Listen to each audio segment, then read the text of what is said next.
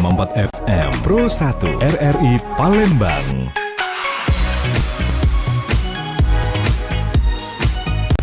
Kanal informasi dan inspirasi.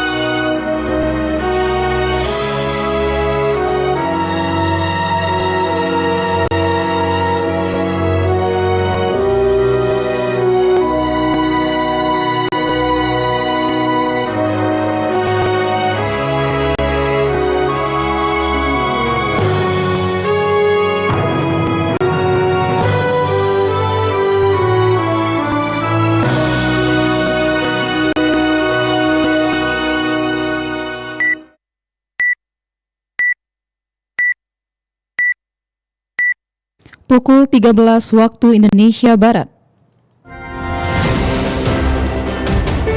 Radio Republik Indonesia Palembang dengan Warta Berita.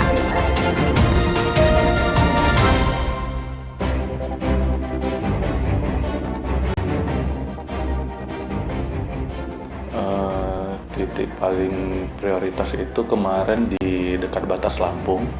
Itu ada jalan-jalan yang udah mulai ratingnya juga udah sampai lebih dari 10 cm. Nah itu udah kita tanggulangi, kita kupas terlebih dahulu, udah kita perbaiki, kita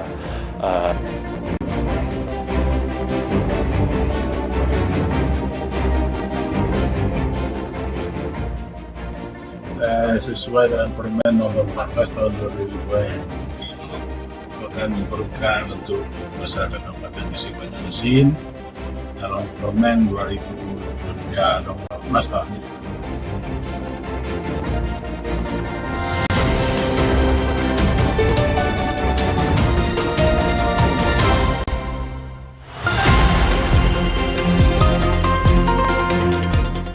Selamat siang, Anda mendengarkan Warta Berita RRI Palembang, Sari Berita. Perbaikan Jalan Nasional Batu Raja hingga batas Lampung tercatat telah mencapai 36%. Penataan sumber minyak rakyat di Musi Banyuasin diharapkan dapat mengurangi praktik pengeboran ilegal. Inilah Warta Berita selengkapnya edisi Rabu 20 Mei 2026 bersama saya Ega Duyanti.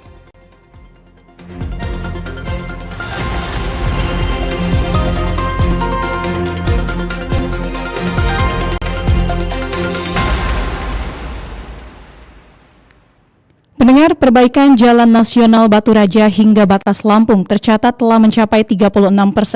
Proyek sepanjang 17 km ini menggunakan dana SBSN dengan total 98 miliar rupiah hingga tahun 2027. Proyek perbaikan Jalan Nasional pada ruas Batu Raja Sugiwaras hingga batas Lampung terus menunjukkan tren positif. Memasuki pertengahan Mei 2026, realisasi fisik pengerjaan jalan yang didanai melalui skema surat berharga syariah negara ini dilaporkan telah melampaui target yang direncanakan. Berdasarkan data terkini dari PPK 2.2 PCN 2 Sumatera Selatan, progres pengerjaan di lapangan saat ini telah menyentuh angka 36%. Capaian tersebut mencatatkan deviasi positif sebesar 2% dari rencana awal yang dipatok pada angka 34%.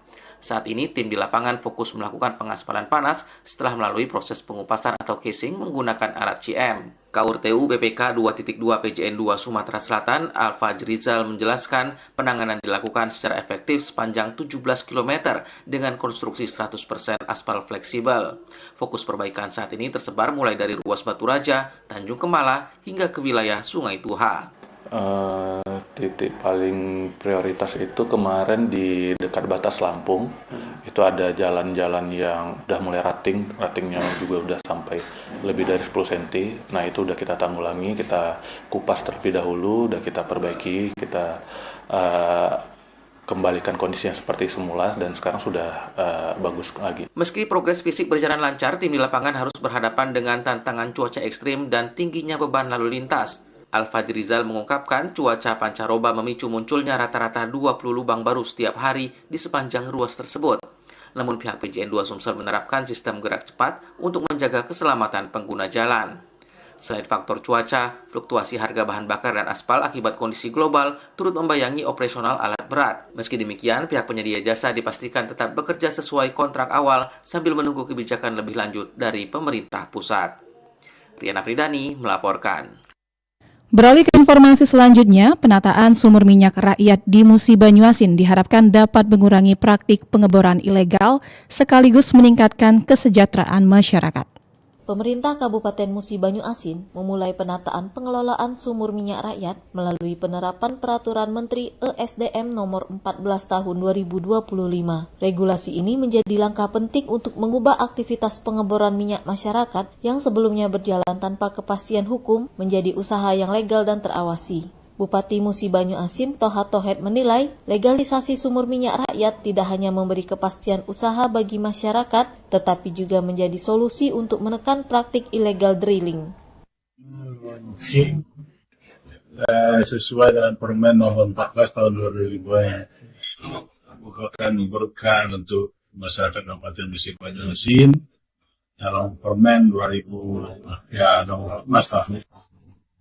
Sementara itu, Ketua Koperasi Rezeki Bersama Sejahtera, Hafiz mengatakan, hadirnya regulasi baru memberikan kepastian bagi masyarakat yang selama ini menggantungkan hidup dari sumur minyak rakyat. Koperasi Rezeki Bersama Sejahtera ini kita sudah mempersiapkan titik-titik sumur yang sudah diverifikasi oleh Pertamina maupun Medco. Alhamdulillah saat ini di hari apel ikrar ini kita terbanyak titik sumur yang diverifikasi langsung oleh Pertamina dan disahkan oleh Pertamina. Berapa jumlahnya kita? 149 di Pertamina. Di Medco 248. Melalui penerapan aturan baru ini, masyarakat pengelolaan sumur minyak berharap usaha mereka dapat berjalan lebih terbuka dan memberikan kontribusi ekonomi yang lebih besar bagi daerah maupun masyarakat sekitar. Erlin Vertesa melaporkan. Informasi selanjutnya pendengar, PT KAI Divre 3 Palembang melayani 31.272 pelanggan selama masa libur panjang kenaikan Yesus Kristus pada 13 hingga 18 Mei 2026.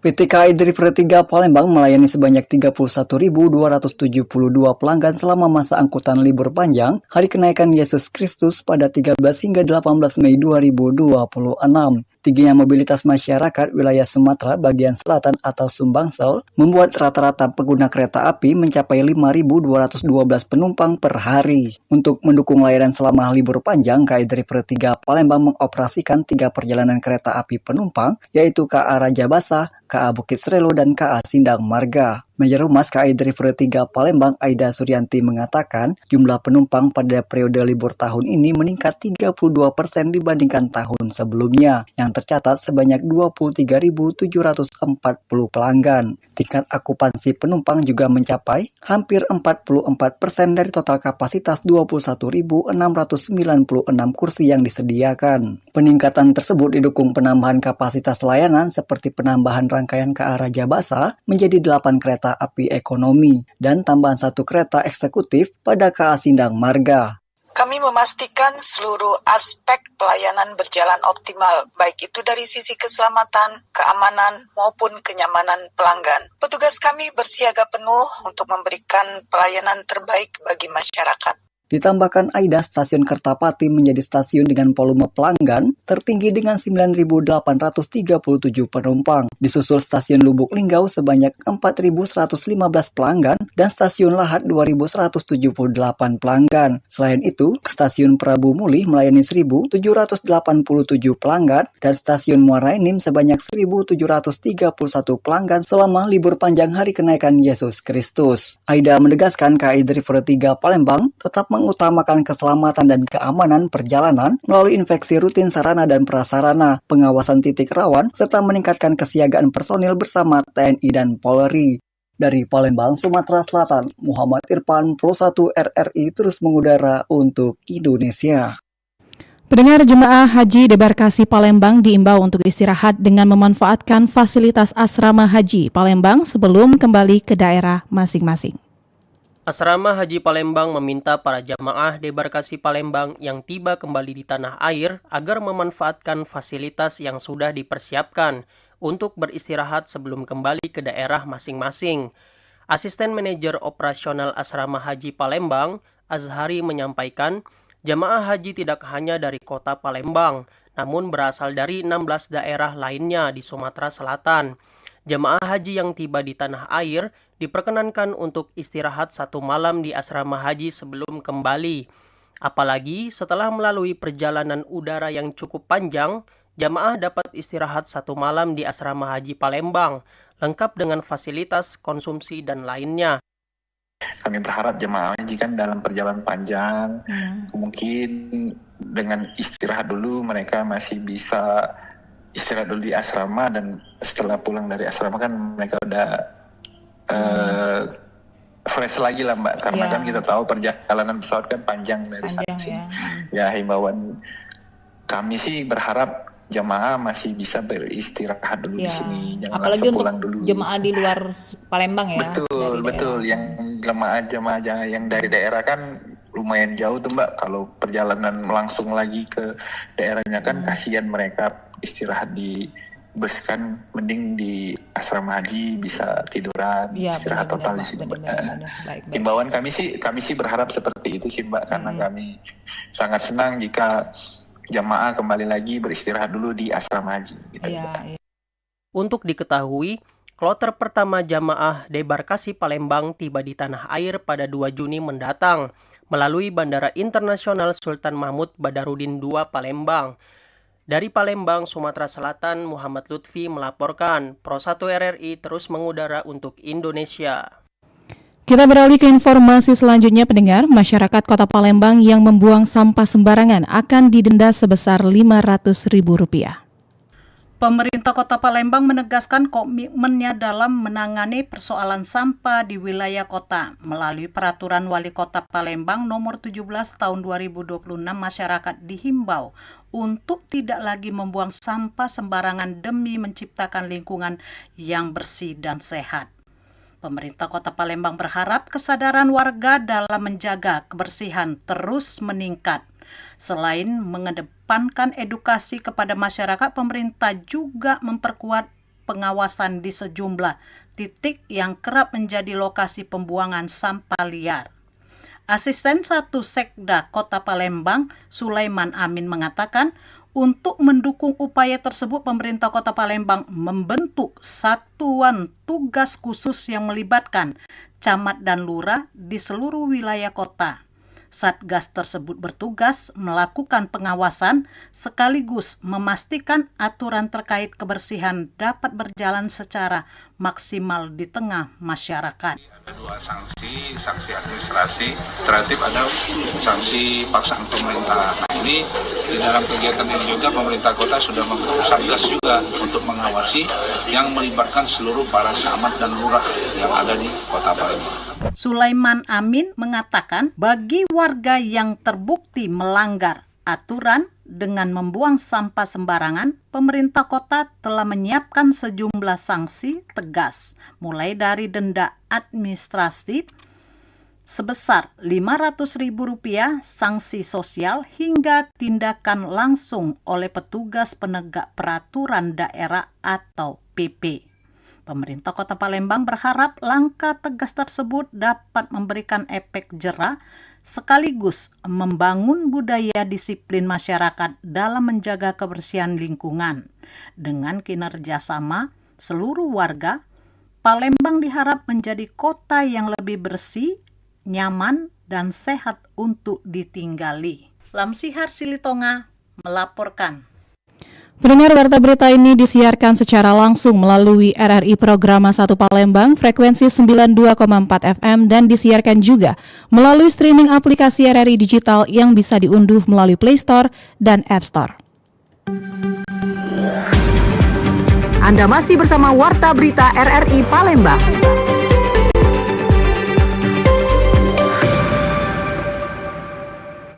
Beralih ke informasi terakhir pendengar, warga Kecamatan Rambutan diterkam buaya. BPBD Banyuasin mengingatkan masyarakat agar tidak beraktivitas sendirian di sungai, terutama saat malam hari hingga dini hari. Telah terjadi penyerangan oleh hewan buas berupa buaya kepada salah satu warga. Seorang warga desa Pangkalan Gelebak, Kecamatan Rambutan, Kabupaten Banyuasin mengalami luka setelah diserang buaya saat sedang mencuci di sungai. Korban bernama Yanti dilaporkan selamat dan kini menjalani perawatan akibat luka pada bagian tangan dan wajah. Peristiwa tersebut terjadi pada Senin 18 Mei 2026 dan langsung mendapat penanganan dari Badan Penanggulangan Bencana Daerah atau BPBD Kabupaten Banyuasin bersama tim gabungan. Kepala Pelaksana BPBD Banyuasin, Reza Agus Perdana mengatakan pihaknya segera melakukan langkah tanggap darurat setelah menerima laporan warga. Selain menyalurkan bantuan kepada korban, BPBD juga berkoordinasi dengan Kementerian Kelautan dan Perikanan di Palembang untuk melakukan upaya penanganan di lokasi kejadian. BPBD bersama TNI, Polri, dan masyarakat kemudian melakukan penyisiran di sekitar lokasi sungai tempat kejadian berlangsung. Pencarian dilakukan sejak pagi hingga sore hari dengan menyisir area di sekitar bantaran sungai dalam radius puluhan meter. Namun hingga pencarian selesai, keberadaan buaya belum berhasil ditemukan oleh petugas. Sampai dengan sore hari, kami telah melakukan upaya penyisiran dan pencarian, namun buaya belum bisa ditemukan sehingga kami melakukan inisiatif untuk menyiapkan perangkat sebanyak 3 unit.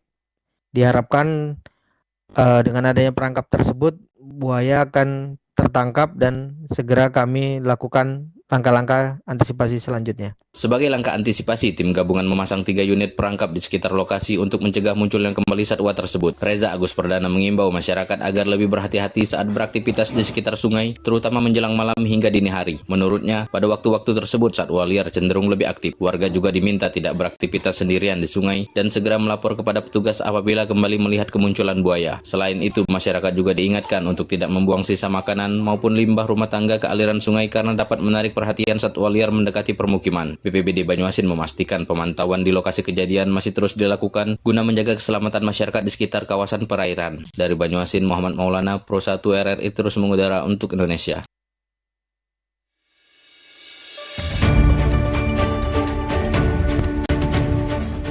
Pendengar, sekian Warta Berita Produksi Radio Republik Indonesia Palembang. Sebelum berpisah, kami sampaikan kembali pokok-pokok berita. Perbaikan Jalan Nasional Batu Raja hingga batas Lampung tercatat telah mencapai 36%.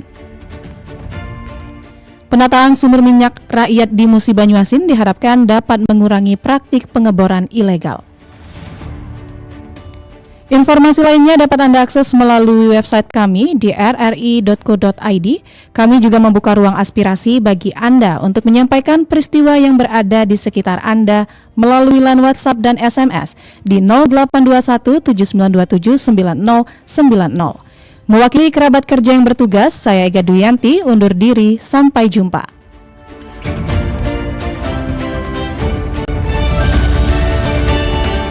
Demikian Warta Berita Radio Republik Indonesia Palembang.